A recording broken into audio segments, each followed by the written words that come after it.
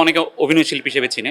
অভিনয় শিল্পী থেকে একজন কাস্টিং ডিরেক্টর মানে এই জার্নিটা আমার হচ্ছে ২ লাইনে শেষ করতে পারবো না ভাই। ৭-৮ বছরের জার্নির মধ্যে সবচেয়ে মানে এখনো হচ্ছে যে স্মৃতিগুলো আমাকে খুব বেশি তাড়া করে ফিরে।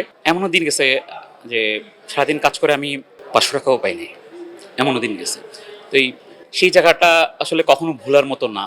তবে থ্যাঙ্কস টু আল্লাহ, আমি সবার ফার্স্টে ধন্যবাদ দিচ্ছি আমার ডিরেক্টর, যারা আমার আর্টিস্ট আছেন, যারা হচ্ছে এই কাস্টিং ডিরেক্টর হিসেবে হচ্ছে যে আমাকে হচ্ছে সহযোগিতা করেছেন। যেমন আমি সাকিব ভাইয়ের সাথে কত বছর কাজ করেছি তাণ্ডব সিনেমা নিয়ে, রায়হান রাফিফের। তা এই বছর কাজ করছি। এই বছর কিন্তু আমার ২টা সিনেমা রিলিজ হয়েছে। একটা হচ্ছে জুয়েল জাহিদ ভাইয়ের হচ্ছে পিনিক, যেটা আদর আজাদার বুবলি করেছে, হ্যাঁ। আর হচ্ছে এটা যে মালিক, যে শুভ ভাইয়া হচ্ছে, আর মিমাপু। এই মালিক নিয়ে যদি কিছু বলতে যাই, আমাদের ম্যাক্সিমাম শুটিং হচ্ছে রাজশাহী, নাটোর, তারপর হচ্ছে যে আপনার আমাদের এই ঢাকা শহরে কিছু শুটিং হয়েছে।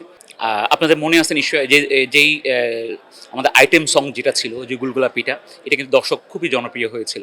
এই সিনেমা শুটিং করতে গিয়ে এই গানের শুটিং করতে গিয়ে আমরা আমাদের সেট ছিল হচ্ছে এফডিসিতে। আমরা যখন এফডিসি সেট কাজ করি, তখন হচ্ছে আপনার টানা ৪-৫ দিন বৃষ্টি ছিল।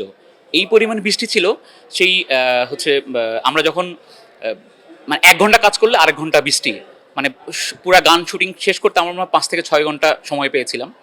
তারপর শেষ মুহূর্তে যখন ফজরের আজান দেয়, আমি পড়ে গিয়েছিলাম। আমি পড়ে গিয়ে এখনও পর্যন্ত আমার কোমরে বেল্ট দেওয়া, আমি ১৫ দিন বিছানায় ছিলাম। সেই আপনার থেরাপি নিয়ে এখন সুস্থ হয়ে যখন এই দর্শকদের ভালোবাসা, দর্শকদের এই ঈদের পর থেকে, মানে ঈদের যখন ট্রেলার রিলিজ হয়েছে, পোস্টার রিলিজ হয়েছে, তখন থেকে দর্শকদের ভালোবাসায় সব কষ্ট ভুলে গেছি, বিশ্বাস করেন। মুস্তফা রাজ ভাইয়ের তার কাটা সিনেমা, যেটাতে মৌসুমী আপা ছিল, যেটাতে শুভ ভাই ছিল, মিমাপা ছিল, ওখানে আমি একজন অভিনয় শিল্পী হিসেবে ছিলাম। তো একজন অভিনয় শিল্পী ৭-৮ বছর পর একজন সিনেমার পুরো কাস্টিং ডিরেক্টর, তার মানে পুরো সিনেমার দায়িত্বটাই আমার উপরে।